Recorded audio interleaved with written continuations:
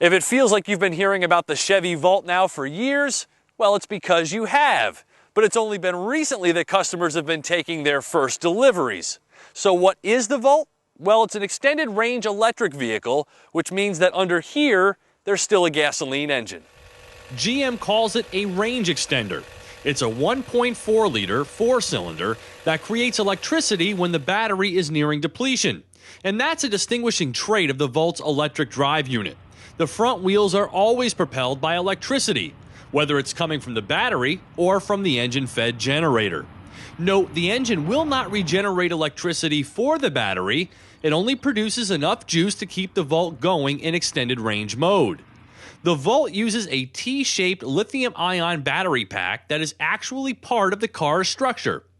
Owners of the Volt will have to get used to a new driving ritual, which is, at the end of the day, you open up the charge port door and plug her in.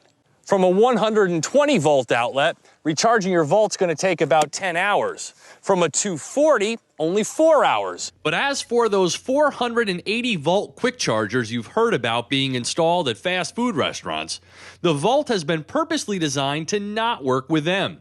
Engineers feared the toll that kind of load would take on the battery. This battery has an 8-year, 100,000-mile warranty.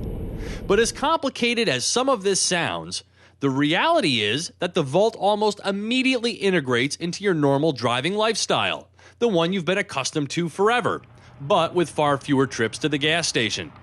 A recent survey shows that Volt users are averaging about 1,000 miles between fill-ups. Using a standard household outlet in my garage, I charge the Volt overnight at a cost of about $1.50 per day.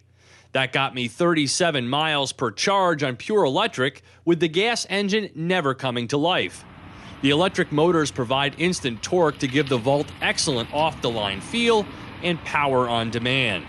With 273 pound-feet, this is not a wimpy car. It even climbs steep grades with ease and incorporates a mountain driving mode when prolonged such travels are anticipated. Econ and Sport modes are also options.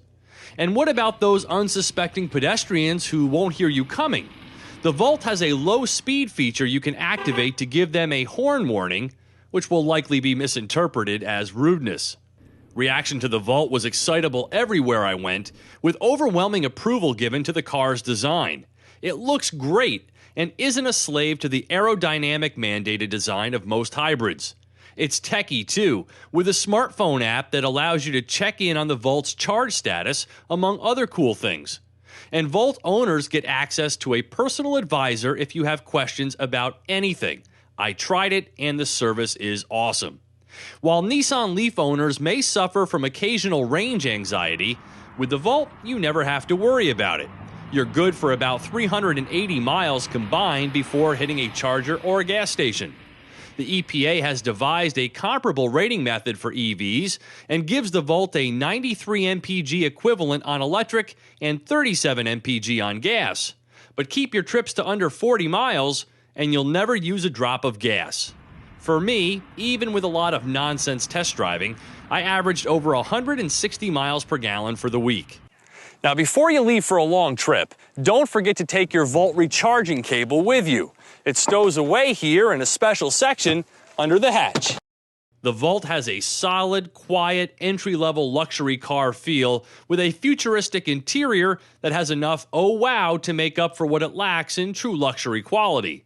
My two beefs are that the rear seats are just a little cramped on foot and legroom, and the tech, while pretty amazing, still lacks basics like Bluetooth streaming audio.